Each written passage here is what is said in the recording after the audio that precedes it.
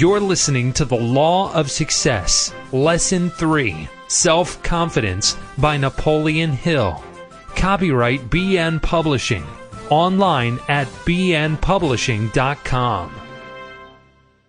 The Law of Success, Lesson 3, Self-Confidence. Before approaching the fundamental principles upon which this lesson is founded, it will be of benefit to you to keep in mind the fact that it is practical, that it brings you the discoveries of more than 25 years of research, that it has the approval of the leading scientific men and women of the world who have tested every principle involved. Skepticism is the deadly enemy of progress and self-development. You might as well lay this book aside and stop right here as to approach this lesson with the feeling that it was written by some long-haired theorist who had never tested the principles upon which the lesson is based. Surely this is no age for the skeptic, because it is an age in which we have seen more of nature's laws uncovered and harnessed than had been discovered in all past history of the human race. Within 3 decades, we have witnessed the mastery of the air. We have explored the ocean. We have all but annihilated distances on the earth. We have harnessed the lightning and made it turn the wheels of industry. We have made 7 blades of grass grow where but 1 grew before. We have instantaneous communication between the nations of the world. Truly, this is an age of illumination and unfoldment, but we have as yet barely scratched the surface of knowledge. However, when we shall have unlocked the gate that leads to the secret power which is stored up within us, it will bring us knowledge that will make all past discoveries pale into oblivion by comparison.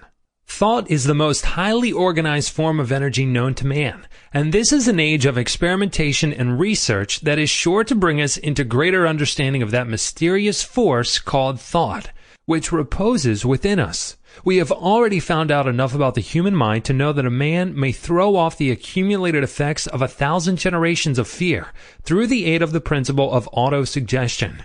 We have already discovered the fact that fear is the chief reason of poverty and failure and misery that takes on 1,000 different forms.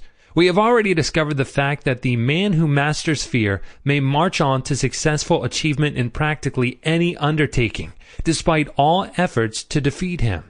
The development of self-confidence starts with the elimination of this demon called fear, which sits upon a man's shoulder and whispers into his ear, "You can't do it. You are afraid to try. You are afraid of public opinion. You are afraid that you will fail. You are afraid you have not the ability."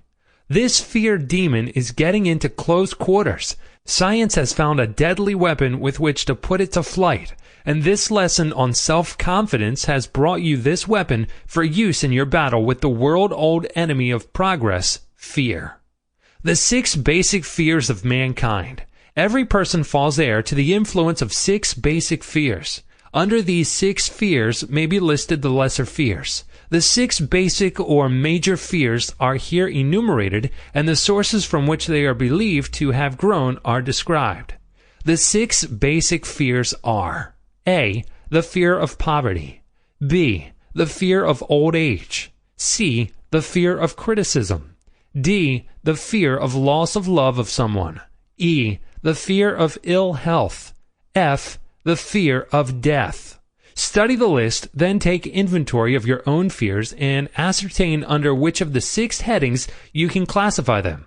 Every human being who has reached the age of understanding is bound down to some extent by one or more of these 6 basic fears. As the first step in the elimination of these 6 evils, let us examine the sources from whence we inherited them. Physical and social heredity.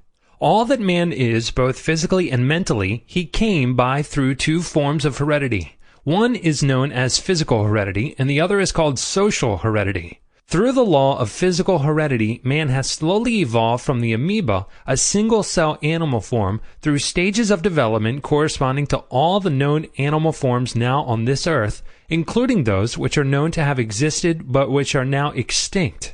Every generation through which man has passed has added to his nature something of the traits, habits, and physical appearance of that generation. Man's physical inheritance, therefore, is a heterogeneous collection of many habits and physical forms. There seems little, if any, doubt that while the 6 basic Sample complete. Ready to continue?